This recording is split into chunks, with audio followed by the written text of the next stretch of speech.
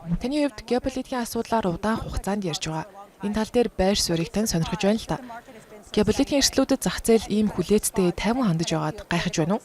Сайн уу Лиза, сайн уу Блумберг. Үндэ гайхахгүй байна. Манай чадварлаг мэргэжилтнүүдийн нэг Майк Самблис хэдэн жилийн өмнө тайлан бичиж байсан юм. Дэлхийн 2 дугаар дайнаас хойш бүх дайн мөргөлдөөнийг авч үзэхэд зах зээл хариу үйлдэл үзүүлдэгч урт хугацааны бодит нөлөө үзүүлж байгаагүй. Зөвхөн 1973 оны Израилийн мөргөлдөөний үеэр газрын тосны үн 3 дахин өсөж тэр түвшний урт хугацаанд хадгалсан нь онцгой тохиолдол байсан. Тиймээс дэлхийн ертөнц зүүнд дасан зохицож сурсан гэхүүдээ. Гэхдээ геополитик бол маш том асуудал. Дэлхийн 2 дугаар дайнаас хойш байгаагүй хамгийн эдрээтэй үедээ нүүр тулаад байна. Украин, Орос, Иран гэдлээ түнчлэн хойд Солонгосын Хятадтай тогтоосон харилцааны тухай ярьж байна л да.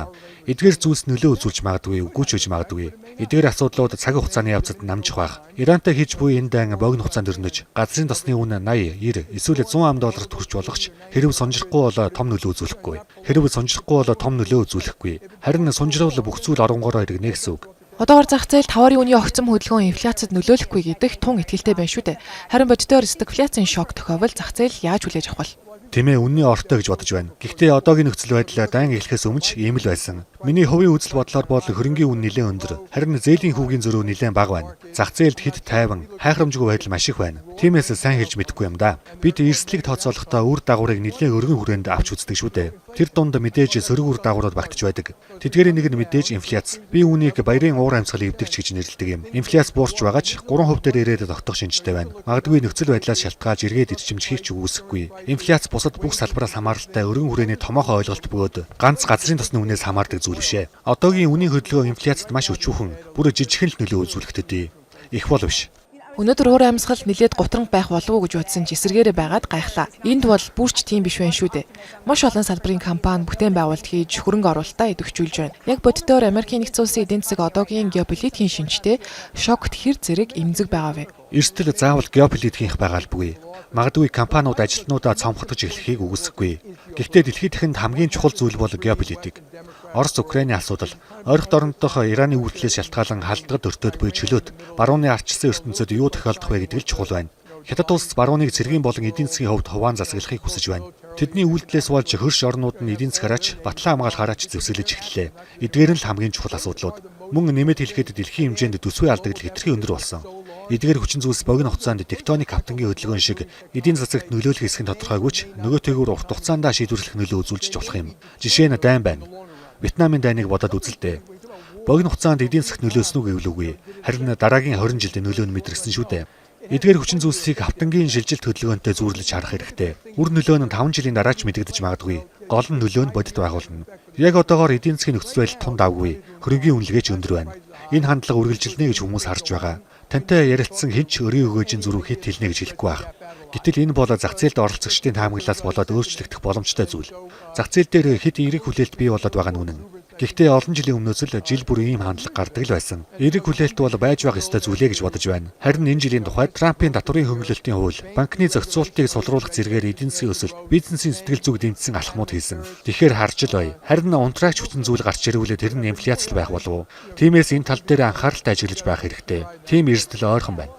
Тийм ээ, зах зээлийн таатай уур амьсгалыг эвдэж болох бусад боломжит хүчин зүйлсийн талаар хүмүүс сонирхож байгаа бах. Тэгэхээр кредит зах зээл рүү нарийн орохоос өмнө эхлээд JP Morgan банк ойролт орнуудад ялангуяа Рияд, Дубай зэрэг хотод үйл ажиллагаагаа эрчимтэй тэлж байгаа талаар ярилцъя.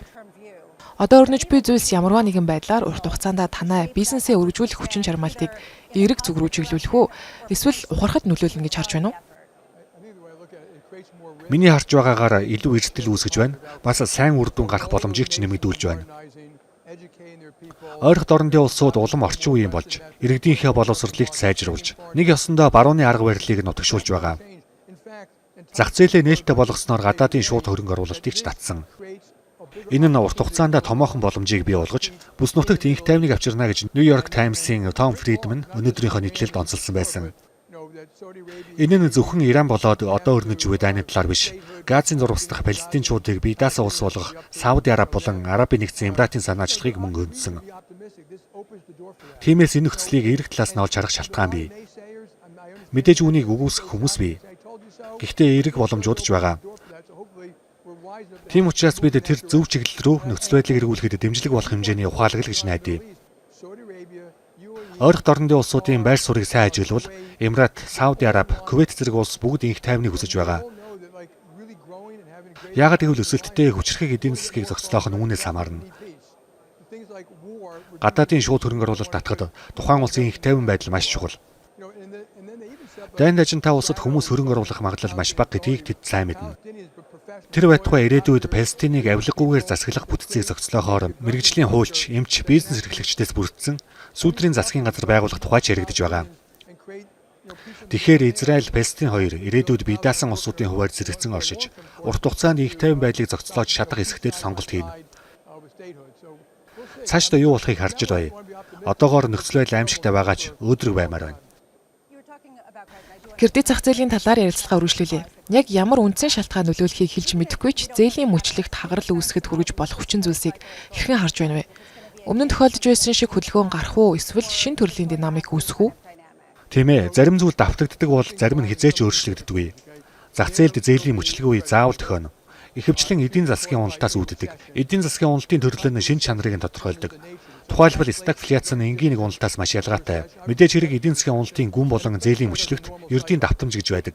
Харин байнга ялгаатай байдаг зүйлсийн нэг бол аль салбарууд хамгийн их хохирол амсаж байна вэ гэдэгт оршдог. Түүхсэхвэл 2000 онд масс хувьцаанд ногдлоо шиг хуваарлдаг байсан харилцаа холбоо технологийн салбар хамгийн их хохирсон бол 2008 онд Warren Buffett болон медиа салбарын хувьцаанууд хохирсон.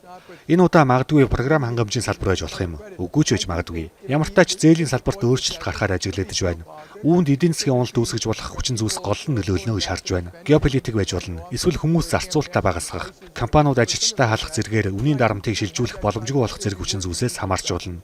Харин мөчлөгтэй байх үед үр дүн нь хүлээлтээс хүнд туснаа гэж бодож байна. Мөчлөг одоогоор сүүлийн үед байгаа ба олон жишээ нь оролцогч нар гарч ирж байна. Тэр дотроос тааруу зээлдэгч нар ч гарч ирнэ. Би хувийн зээлдэгч нарыг онцолж хэлээгүй. Ерөнхий салбарын тухай ярьж байгаа юм. Даатгалын компани, эсвэл хуваарай зээлдүүлэгч байж болно, банкч байж болно.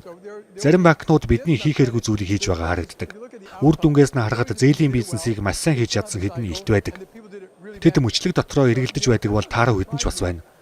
Тиймээс ч би хэн нь хинбэ гэдгийг олж хараад гайхдаггүй.